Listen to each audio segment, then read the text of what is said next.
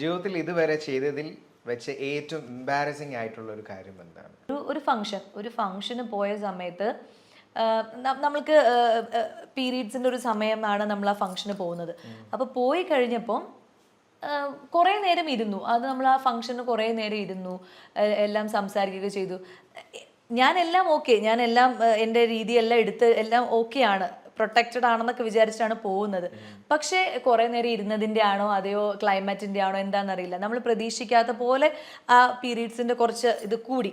അപ്പോൾ ഞാൻ ചാടി, പ്രോഗ്രാം കഴിഞ്ഞ് ഞാൻ എണീറ്റ് കഴിഞ്ഞപ്പോൾ ഈ പറഞ്ഞ പോലെ ഡ്രസ്സിലൊക്കെ ആ ഒരു ബ്ലഡിൻ്റെ സ്റ്റെയിനൊക്കെ വന്നു. അപ്പോൾ പെട്ടെന്ന് ആൾക്കാർ ഇങ്ങനെ അയ്യോ മോളെ അങ്ങനെയൊക്കെ പറഞ്ഞപ്പോൾ ഞാനൊന്ന് എന്നുള്ളത് ആവും. ഒന്നാമത് നമ്മൾ ഇത്രയും ഈ ക്യാമറകൾക്ക് മുന്നിൽ നിൽക്കുന്നതുകൊണ്ടാണ്. ഇപ്പം ആളുകൾക്ക് കണ്ണിൽ മാത്രമാണെങ്കിൽ ചിലപ്പോൾ അവർ അത് കുഴപ്പമില്ല എന്ന് പറയും. പക്ഷെ ഇത്രയും ക്യാമറയുടെ എനിക്ക് അറിയില്ല ആരൊക്കെ അത് മൊബൈലിൽ. പക്ഷെ ഇന്നുവരെ അത് പുറത്തു വന്നിട്ടില്ല കേട്ടോ. അതെ, അതെന്താണെന്ന് ഞാൻ എല്ലാ ദിവസവും നോക്കും, വന്നോ പക്ഷെ വന്നില്ല. അതും എന്തോ ഒരു ഭാഗ്യം. അപ്പം ആൾക്കാരുടെ ഇടയിലാണ് അങ്ങനെ സംഭവിച്ചപ്പോൾ അതെനിക്കൊരു പ്രശ്നമായി. പക്ഷേ വിത്തിൻ ഒരു സെക്കൻഡ്സ് നമ്മൾക്ക് ഓക്കെ ഇതൊരു സംഭവിച്ചു പോയി. അതെ, നമുക്കൊന്നും ചെയ്യാൻ പറ്റില്ല, നമ്മൾ മനഃപൂർവ്വം ചെയ്ത കാര്യമല്ല, അത് സംഭവിച്ചു പോയി. ഞാൻ വേഗം പോയിട്ട് ഡ്രസ്സൊക്കെ ചേഞ്ച് ചെയ്തിട്ട് പിന്നെ തിരിച്ചു വന്നു. അതേ ആൾക്കാരുടെ അടുത്ത് സംസാരിച്ചിട്ടൊക്കെയാണ് പോയത്. പക്ഷെ ആ മൊമെന്റിൽ നമ്മൾ അയ്യോ, എനിക്ക് അപ്പോഴും ടെൻഷൻ ഇത് കണ്ടതിൻ്റെ അല്ല, ഇത് ആരാണ് ഇപ്പോൾ പുറകിൽ ക്യാമറ പിടിച്ച് നിൽക്കുന്നത്, അല്ലെങ്കിൽ ആരുടെ കയ്യിലാണ് മൊബൈൽ ഉള്ളതെന്നുള്ളതായിരുന്നു എനിക്ക് ടെൻഷനായിരുന്നു. അല്ലാത്തത് എനിക്ക് അത്ര കുഴപ്പമില്ല. നമ്മൾ പെട്ടെന്ന് അതാണ് ആലോചിക്കുക, നാളെ ഇനി ഇത് എന്തായിട്ട് വാർത്ത വരും എന്നൊന്നും പറയാൻ പറ്റില്ല. പക്ഷെ അപ്പോഴും ഞാൻ ആളുകൾക്ക് ഈ ഒരു അവസരത്തിൽ നന്ദി പറയുന്നു. ഇതുവരെ അങ്ങനത്തെ ഒരു സംഭവം പുറത്ത് വന്നില്ല. അപ്പൊ അന്ന് ചുറ്റും ഉണ്ടായിരുന്നവരെല്ലാവരും അതിന്റെ സെൻസിൽ കണ്ട് കാണും. എല്ലാവരും മനുഷ്യരാണ് സീത സീരിയലിലെ ഒരു രംഗം ഈ അടുത്ത് വൈറലായിരുന്നു. ഇന്ദ്രേട്ടൻ ദേഹത്ത് മുറിവുണ്ടാക്കി സീത എന്ന് എഴുതിയത്. അപ്പൊ അത് സോഷ്യൽ മീഡിയയില് ഗൾഫിന്റെ കാന്താരി എന്ന ലെവലിലൊക്കെ കുറെ ട്രോളുകളൊക്കെ വന്നിരുന്നു. അപ്പൊ അതിനെപ്പറ്റി എന്താണ്, ട്രോളുകളൊക്കെ ശ്രദ്ധിച്ചായിരുന്നു അല്ല? ആ രംഗത്തെ കുറിച്ച് ഒരു പൈങ്കിളിയായി പോയി എന്ന് പിന്നീട് തോന്നിയിട്ടുണ്ടോ? എങ്ങനെയാണ്? അല്ല, ഞങ്ങളത് അഭിനയിക്കുമ്പോൾ തന്നെ, ഞാനും റൈറ്ററും ഡയറക്ടറും ഷാനു, ഞങ്ങളെല്ലാം അഭിനയിക്കുമ്പോൾ തന്നെ ഞങ്ങൾക്ക് അറിയാം ഇത് പൈങ്കിളിയാണെന്ന്. ഈ എഴുത്തും കുത്തും ഒക്കെ അലമ്പാണെന്ന് ഞങ്ങൾക്ക് അറിയാം. പക്ഷെ ഞങ്ങളത് ചെയ്തു. കാരണം ഓക്കെ, വരണമെങ്കിൽ വരട്ടെ, എന്തെങ്കിലും നെഗറ്റീവ് വരണമെങ്കിൽ വരട്ടെ, നമുക്കപ്പോൾ അത് ചെയ്യാം. എഗെയിൻ നമ്മൾ ഈ പറഞ്ഞ പോലെ സീരിയലിന്റെ ഒരു ഫിനാൻഷ്യൽ ബാക്കപ്പ് എന്ന് പറഞ്ഞാൽ വളരെ കുറവാണ്. നമുക്ക് ഭയങ്കരമായിട്ട്, അതായത് അതിന്റെ ഒരു ടെക്നിക്കാലിറ്റി വെച്ച് ആ എഴുത്ത് അങ്ങനെ ആക്കി അങ്ങനത്തെ ഒരു ഹൈടെക് മേക്കപ്പ് കൊണ്ടുവരാനൊന്നും ഉള്ളൊരു സാധ്യതയില്ല. അപ്പൊ നമ്മളെ കൊണ്ട് കഴിയുന്ന രീതിയിൽ സീത എന്ന് എഴുതി അങ്ങ് വിട്ടു. അത് ഞങ്ങൾക്ക് അപ്പോഴേ അറിയാം അത് പൈങ്കിളിയാണ്, അത് വലിയ സംഭവം കഥയില്ലാത്ത കാര്യമെന്നൊക്കെ ഞങ്ങൾക്ക് അറിയാം. പക്ഷെ അത് ട്രോള് വന്നത് ആ സീരിയലിന്റെ എത്രയോ എപ്പിസോഡ് കഴിഞ്ഞ് എത്രയോ വർഷത്തിന് ശേഷമാണ് ഈ ട്രോള് വന്നത്. പക്ഷെ ഈ സീരിയൽ എന്ന എപ്പിസോഡിൽ കണ്ട് നമ്മൾ ഈ സീരിയൽ മെയിൻലി ആർക്കാ കൊടുക്കുന്നത്? അമ്മമാർ, ചേച്ചിമാർ, അപ്പൂപ്പന്മാർ, അമ്മൂമ്മമാർ, അവർക്ക് വേണ്ടിയാണ്. നിങ്ങളെപ്പോലുള്ള ബുദ്ധിജീവികൾക്ക് വേണ്ടിയിട്ട് ഞങ്ങൾ അല്ല സീരിയൽ തരുന്നത്. അപ്പൊ നിങ്ങളാണ് അതില് അവരെ പേന കൊണ്ടാണ് എഴുതിയിരിക്കുന്നത്, അത് ചോരയല്ല എന്ന് മനസ്സിലാക്കുന്നത് നിങ്ങളാണ്. അമ്മമാരും അമ്മൂമ്മമാരും ഈശ്വര ചോര കൊണ്ട് സീത, അവരങ്ങനെ അത് ചോരയാണെന്ന് വിശ്വസിക്കുന്ന അമ്മൂമ്മമാരാണ് നമുക്ക് ചുറ്റുമുള്ളത്. അപ്പൊ അതാ പറഞ്ഞ, രണ്ട് രീതിയിലുള്ള ആൾക്കാരുണ്ട്. ഇത് പൊട്ടയാണെന്ന് തീരുമാനിക്കുന്ന കുറച്ച് ആൾക്കാരുണ്ട്, ഇത് ചോരയാണെന്ന് വിശ്വസിക്കുന്ന പാവം ആൾക്കാരുണ്ട്. അപ്പൊ നമ്മൾ മെയിൻലി സീരിയൽസ് എന്ന് പറയുന്നത് എപ്പോഴും കുറച്ച് പ്രായമായിട്ടുള്ള ആൾക്കാർക്ക് അവരുടെ ഒരു ആസ്വാദനം അത്രേ ഉള്ളൂ. അവർക്ക് അറിയാം ഇത് ഇത്രയൊക്കെ ഉള്ളൂ, ഇതിൽ കുറച്ച് കഴിയുമ്പോൾ ഈ സീൻ മാറും, അടുത്ത ദിവസം വേറെ സീൻ വരുമ്പോൾ അവരിത് ഓർക്ക പോലും ഇല്ല. പിന്നീട് ട്രോളൊക്കെ ആയിട്ട് വരുമ്പോഴാണ് ഇങ്ങനെ കാര്യങ്ങളൊക്കെ ഉണ്ടെന്ന് അറിയുന്നത്. സോഷ്യൽ മീഡിയയിൽ കുറച്ചുകൂടെ ആണ്. കാരണം സോഷ്യൽ മീഡിയ ഹാൻഡിൽ ചെയ്യുന്ന ആരാണ്? നല്ല ബുദ്ധിയുള്ള മിടുക്കന്മാരും മിടുക്കികളും ആയിട്ടുള്ള ആൾക്കാരാണ്. അപ്പൊ അവർക്ക് ഇതിട്ട് ചൊരണ്ടാൻ ഒരു ആഗ്രഹം. അപ്പൊ നമ്മളത് എൻജോയ് ചെയ്തു. കാരണം ഞങ്ങൾക്ക് ഇത് എന്ന് വരുന്ന കാത്തിരിക്കുകയായിരുന്നു. ഞങ്ങൾ അത് ചെയ്യുമ്പോഴേ നമ്മൾ ചിരിച്ച് തമാശ കളി, ഞങ്ങൾ തന്നെ റൈറ്ററെ കളിയാക്കി, ഓ എന്തിനാണ് സാറാ ഇത്രയും അലമ്പെന്നൊക്കെ ഞങ്ങൾ തന്നെ ചോദിച്ചു. പക്ഷെ നമുക്ക് എല്ലാവർക്കും അറിയാം അത് അങ്ങനെ വരുള്ളൂ എന്ന്. പക്ഷെ ആ സീരിയൽ ടെലികാസ്റ്റ് ചെയ്യുന്ന സമയത്ത് ഇതൊന്നും വന്നിട്ടില്ല. എല്ലാവരും ആ ഇമോഷനെ നല്ല രീതിയിൽ കണ്ടു, നല്ല അഭിപ്രായങ്ങൾ പറഞ്ഞു. ആ സീരിയല് ഒരു 5-6 വർഷം പോയി, അത് നിർത്തി കഴിഞ്ഞപ്പോഴാണ് ഈ ട്രോളൊക്കെ വന്നത്. ചതുര മൂവിയുടെ ഒരു കാര്യം നോക്കുവാണെങ്കിൽ തന്നെ ഇപ്പം ചില ആൾക്കാർ തന്നെ ഇതിലെ കുറച്ച് സീനുകളൊക്കെ എടുത്ത് നോക്കുവാണെങ്കിൽ തന്നെ പല രീതിയിൽ അതിനെ പോർട്രേറ്റ് ചെയ്യുന്ന ആൾക്കാരുണ്ട്. ഇപ്പം ഇന്റിമേറ്റ് സീൻസ് ഉണ്ടാവും, that you are just a character, you have to do it, if character demands ആണ് നമ്മൾ ചെയ്താൽ പറ്റും. അതിപ്പോ കുടുക്കിലെ ആണെങ്കിൽ തന്നെ ദുർഗയുടെ ഒരു ഇന്റിമേറ്റ് സീനിന്റെ വന്നപ്പം അത് ദുർഗയ്ക്ക് അതൊരു പ്രോബ്ലം ആയിട്ട് വന്നു. പക്ഷെ അത് കൃഷ്ണശങ്കറിനെ ആരും ഒന്നും പറയുന്നില്ല എന്നുള്ള രീതി വന്നു. ഡയറക്ട്ലി അതെടുത്ത് ഇങ്ങോട്ട് നോക്കുവാണെങ്കിൽ ഇപ്പൊ റോഷൻ ഉണ്ട്, അപ്പം റോഷനെക്കാട്ടിലുപരി അത് സ്വാസിക അതിന് പറയുന്നു. സ്വാസിക അതിന് നല്ല റിപ്ലേസും ഒരെണ്ണം ഞാൻ കൊടുത്തു, അത്രേ ഉള്ളൂ. അത് ആക്ച്വലി എങ്ങനെ കാണുന്നത് അല്ല, അത് ഞാൻ ഈ അതായത് അവര് ആ ക്വസ്റ്റ്യൻ ചോദിച്ചത് ഈ സ്മൂച്ച് ചെയ്യുന്നതിനെ ബേസ് ചെയ്തിട്ടല്ല. അവര് ചോദിച്ചത് പടത്തിലാണോ നിങ്ങൾ അഭിനയിക്കുന്നത്, അപ്പൊ നിങ്ങൾ ആണുങ്ങൾക്ക് കാണാൻ വേണ്ടിയിട്ടുള്ള പടമാണോ ചെയ്യുന്നത് എന്നുള്ളൊരു കമന്റ് ആണ് ചെയ്തത്.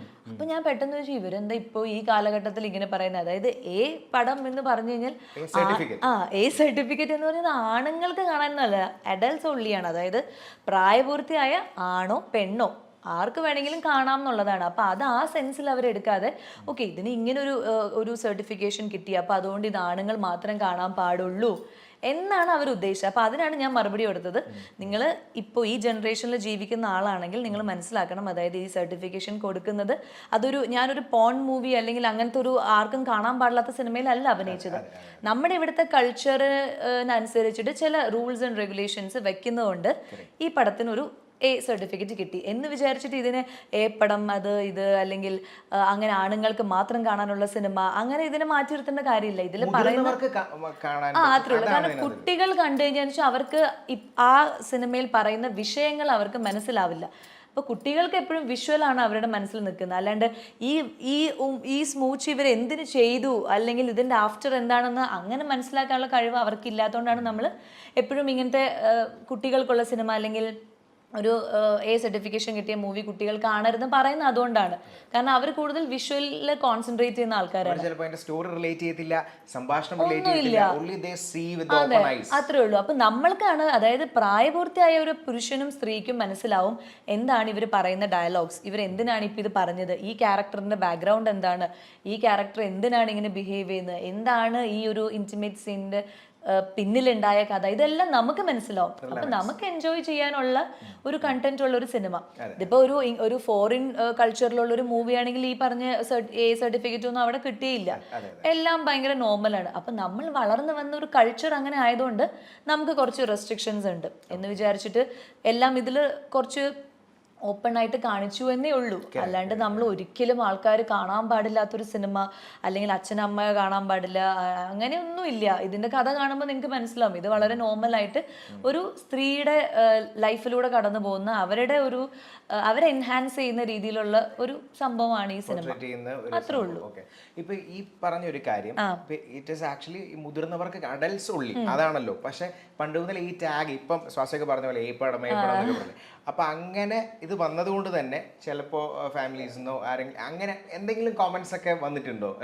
എന്റെ ഫാമിലിന്നോ അല്ലെങ്കിൽ അറിയാവുന്നവരായിട്ട്? എന്റെ അറിയാവുന്നവരെന്ന് പറഞ്ഞു കഴിഞ്ഞാൽ ഈവൻ എന്റെ അമ്മ ചിറ്റ അങ്ങനെയുള്ള ആളുകൾക്ക് തുടക്കത്തിൽ അവർക്ക് മറ്റുള്ളവരെന്ത് പറയും, കാരണം നമുക്ക് ഒരിക്കലും ഇപ്പം 80 വയസ്സായിട്ടുള്ള എൻ്റെ അമ്മൂമ്മേനെയോ അല്ലെങ്കിൽ അങ്ങനെ അവരെ നമുക്ക് പറഞ്ഞ് മനസ്സിലാക്കിപ്പിച്ച് ഇത് ഫീഡ് ചെയ്യിപ്പിക്കാന്ന് പറഞ്ഞാൽ അത് ബുദ്ധിമുട്ടുള്ള കാര്യമാണ്.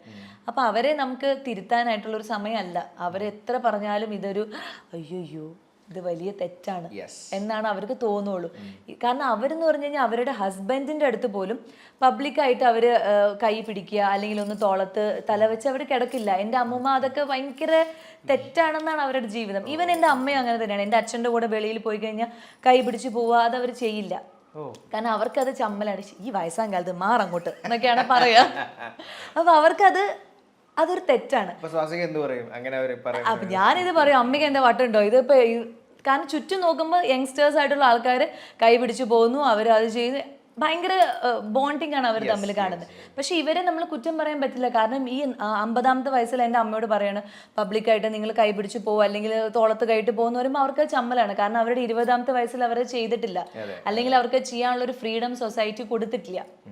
അത് നമ്മൾ വളർന്നു വന്ന ഒരു സാഹചര്യമാണ്. അപ്പൊ ഒന്നും നമുക്ക് പെട്ടെന്ന് മാറ്റിയെടുക്കാൻ പറ്റില്ല. അപ്പൊ അതുകൊണ്ട് നമുക്ക് ജസ്റ്റ് പറഞ്ഞ് മനസ്സിലാക്കിപ്പിക്കാം, ഇത് ഇങ്ങനെയാണ്, ഇത് സിനിമയാണ്, ഇത് അങ്ങനെയാണ് പറയാന്നല്ലാണ്ട് നിങ്ങൾ ഇങ്ങനെ ചെയ്തേ പറ്റൂ, നിങ്ങൾ ഇങ്ങനെ ഇത് വിമർശിക്കാൻ പാടില്ല, നിങ്ങൾ ഇങ്ങനെ അങ്ങനെ നമുക്ക് ആരെയും ഫോഴ്സ്ഫുള്ളി ചെയ്യാൻ പറ്റില്ല. പറഞ്ഞ് അടിച്ചേൽപ്പിച്ച് ചെയ്യുന്ന ഒരു കാര്യമല്ല. അല്ല. അപ്പൊ അവർക്ക് മനസ്സിലായിട്ട് അവർ ഓക്കെ, ഇപ്പൊ എന്റെ വീട്ടിലുള്ളവരാണെങ്കിൽ ഓക്കെ ശരിയാണ്, ഇത് ഇങ്ങനെ ഒരു ജോലിയുടെ ഭാഗമാണ്, അവരും പല സിനിമകൾ ഇപ്പൊ കാണുന്നുണ്ട്, ഈ പറഞ്ഞ പോലെ നെറ്റ്ഫ്ലിക്സും ഇത് ഒരുപാട് സീരീസും സിനിമകളൊക്കെ കാണുന്ന ഒരു സമയമാണ്. അവർക്കും ഓക്കെ ശരിയാണ്, നമ്മൾ കാണുന്ന ഹിന്ദി സിനിമയിൽ ഇതുണ്ടല്ലോ, അല്ലെങ്കിൽ ഇംഗ്ലീഷ് സിനിമയിൽ ലോക്ക്ഡൗൺ സമയത്തൊക്കെ കുറേ ഇംഗ്ലീഷ് മൂവീസ് ഒക്കെ നമ്മൾ ഫാമിലിയിൽ ഇരുന്ന് കണ്ടു. അപ്പോൾ അവർക്ക് ഇതൊക്കെ ഓക്കെ എന്നുള്ള രീതിയിലായിട്ടുണ്ട്.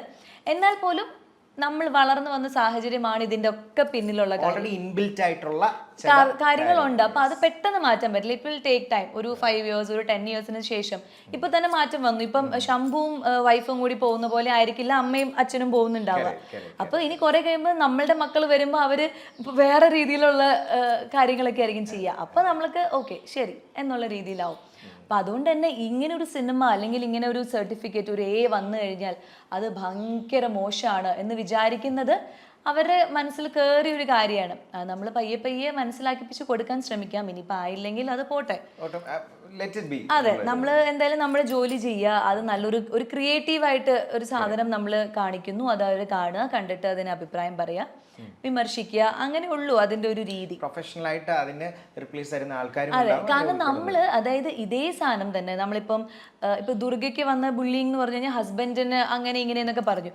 പക്ഷെ ഇതേ ദീപിക പദുക്കോൺ ഗഹറിയ മൂവിയിൽ ചെയ്തപ്പോൾ ആരും രൺവീർ സിംഗിനെയോ അല്ലെങ്കിൽ ദീപികേനോ ഇങ്ങനെ പറഞ്ഞിട്ടില്ല. ഉണ്ടാവാം, പക്ഷെ അത് അങ്ങനെ ഇത്രയും വന്നിട്ടില്ല. ഇത്രയും ഒരു വൈഡ് ആയിട്ട് അവര് ഇതായിട്ടില്ല. നമ്മളെല്ലാവരും ഭയങ്കര ബോൾഡ് ആക്ട്രസ് ആണ്, അങ്ങനെ വേണം ഇങ്ങനെ വേണം വാവ് എന്നൊക്കെയാണ് പറഞ്ഞിരിക്കുന്നത്. പക്ഷെ നമ്മളത് ചെയ്യുമ്പോൾ നമ്മൾക്ക് ഭയങ്കര മോശമായിട്ടുള്ള രീതിയിലാണ് അവർ സംസാരിക്കുന്നത്.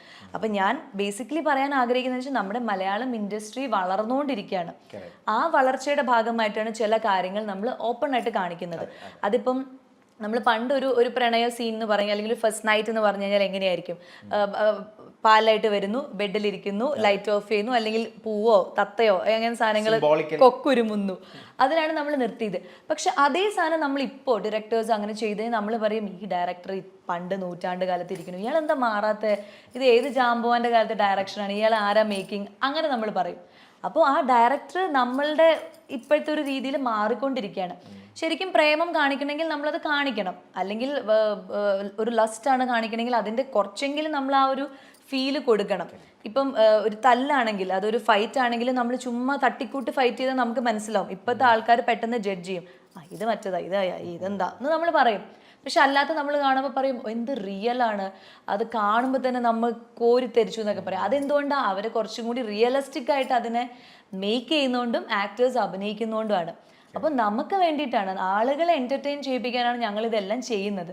പക്ഷെ ഞങ്ങൾക്ക് കിട്ടുന്ന റിസൾട്ടൊക്കെ പ്രത്യേകിച്ചും ഇങ്ങനത്തെ പെൺകുട്ടികൾക്ക് കിട്ടുന്ന റിസൾട്ട് മോശമാണ്.